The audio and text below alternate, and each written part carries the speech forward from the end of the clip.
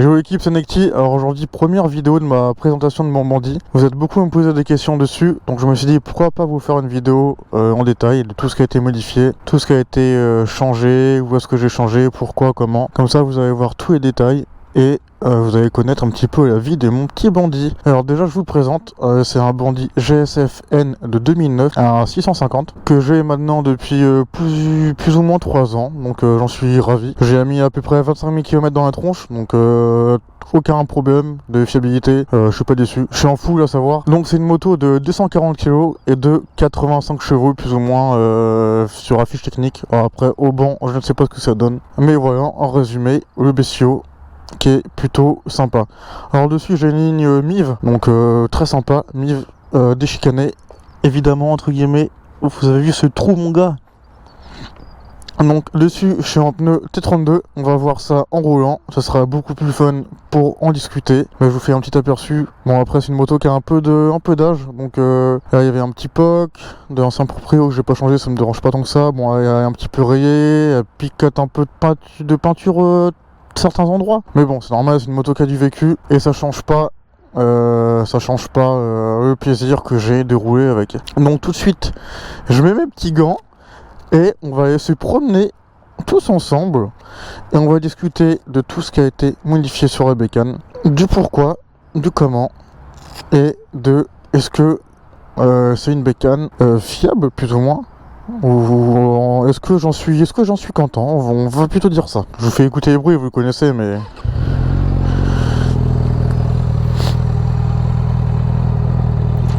le bruit est sympa, ça reste un 4 cylindres, hein. Mais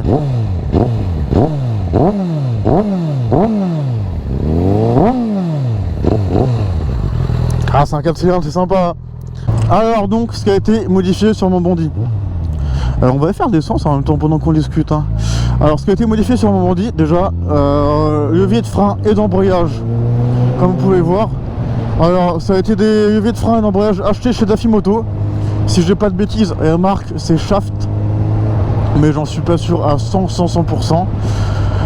C'est deux leviers réglables, donc vous avez, il y a plusieurs écritures, c'est par rapport à la distance entre mes doigts, donc plutôt sympa. Il y a une deuxième particularité, alors ça je vous l'avoue, j'en suis pas 100% fan pour l'instant, j'ai jamais eu de soucis, mais je vais vous montrer. C'est quelque chose qui peut être un petit peu embêtant.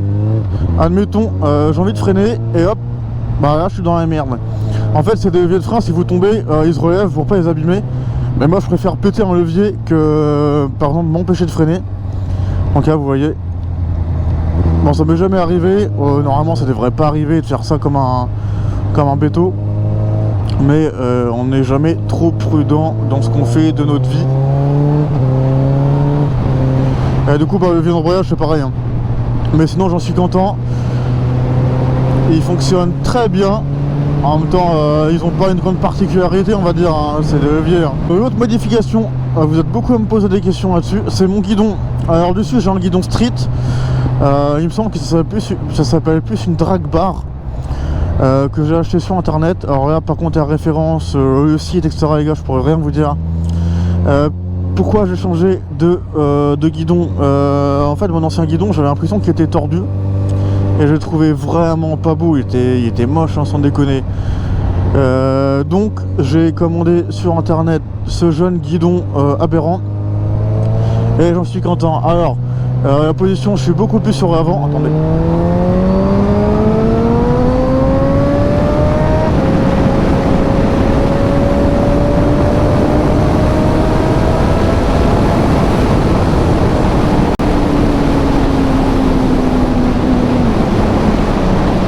Ok, pardon.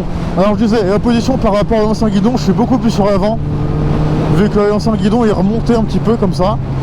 Là j'ai un guidon droit, donc je suis un peu plus sur l'avant. Alors il y avait un petit temps d'adaptation, je vous avoue.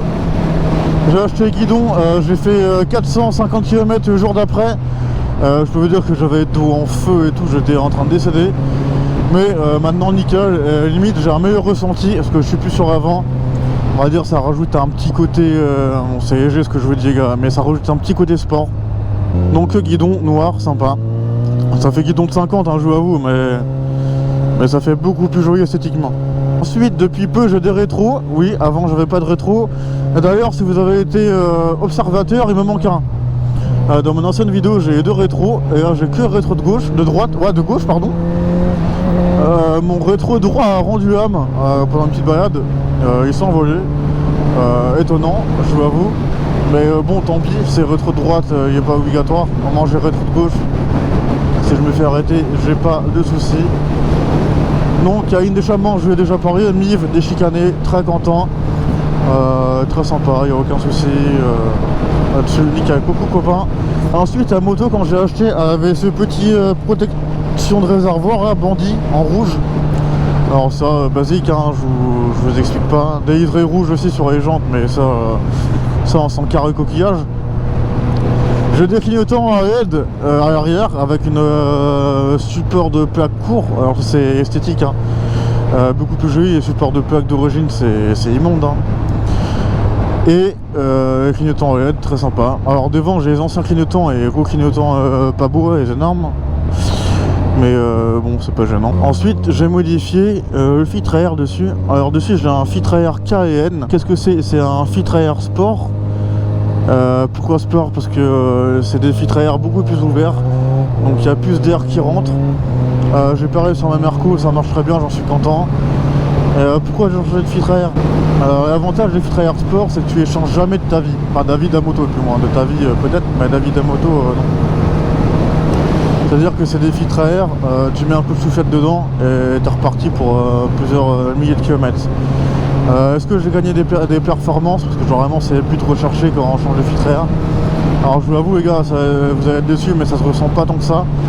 Peut-être que sur un banc j'ai gagné quelques chevaux, mais à la conduite 2 ou 3 chevaux ça se ressent pas tant que ça.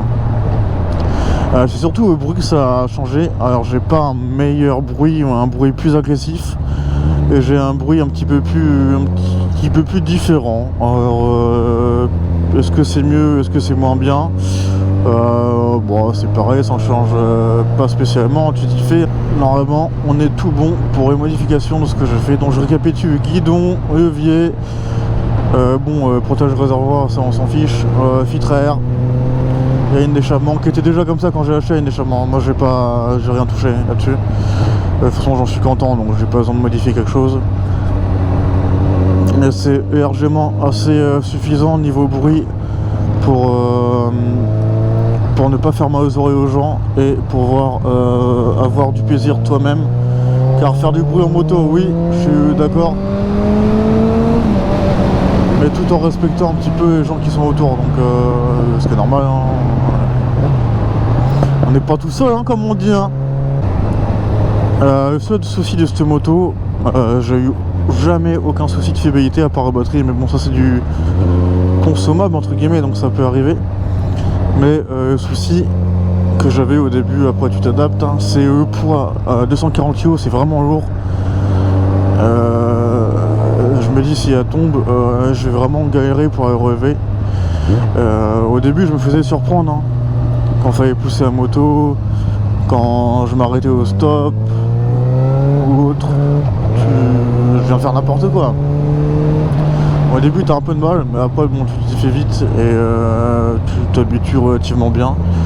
Mais sinon 85 chevaux, oui, c'est suffisant pour se faire plaisir. En première tu perds ton permis dans tous les cas.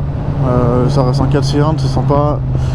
12 500 tours, ça va loin, ça va très très loin dans les rapports, et ça c'est génial, je trouve. T'as l'impression que tu t'arrêtes jamais, en fait. Les trucs qui t'envoient en enfer, c'est génial. Et en fait t'as qu'une envie, c'est de jamais passer la vitesse et de mourir comme ça, en fond, poigné à fond, gars, voilà. Ça c'est la vie qu'on veut, ça. Deuxième souci de cette moto, c'est le freinage. Dessus c'est des freins toxicaux. Ouais, ça freine pas les gars. Je sais pas si c'est parce que la moto est lourde ou autre, mais non, ça veut pas, hein. Quand ça veut pas, là ça freine pas. Donc je mettrai des Duritavia, et aussi depuis que j'ai changé mon guidon, j'ai mes durites qui sont un peu tordus. Donc le fait d'avoir des Duritavia, je mettrai des coudées pour plus avoir de soucis de, entre guillemets, de durites tordues.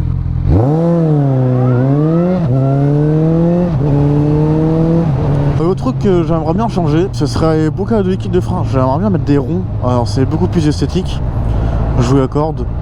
Et je trouverais ça vachement sympa. Alors après les gars, je vous avoue, la moto je vais pas la garder longtemps encore. J'ai d'autres projets. Malheureusement, bon, c'est une moto que je kiffe, hein. C'est un régal de la conduire, de partager des moments conviviaux avec elle, en amoureux et tout, c'est pépite. Pour un passager c'est assez confort, ma copine elle est montée derrière un jour, pas de soucis, c'est confortable.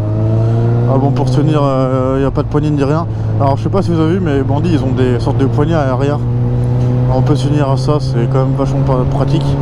Et la selle conducteur est quand même plutôt confortable. Des fois je fais des gros trajets de 500 km. Bon forcément j'ai mal partout en arrivant les gars, surtout que moi je fais zéro pause, hein. C'est 500 km et un poignet comme ça. Et puis on arrive vivant ou non quoi. Forcément ça fait un peu mal un peu partout, au fion etc. Mais on s'y fait et il y a largement pire. Sinon dans l'ensemble c'est une bécane dont je suis très content. Et ouais, je vais pas tarder à vendre parce que j'ai mon A bon depuis longtemps maintenant. Et il y a d'autres trucs qui m'intéressent. Bon, forcément il y a des centaines de trucs. Mais j'aimerais bien un truc.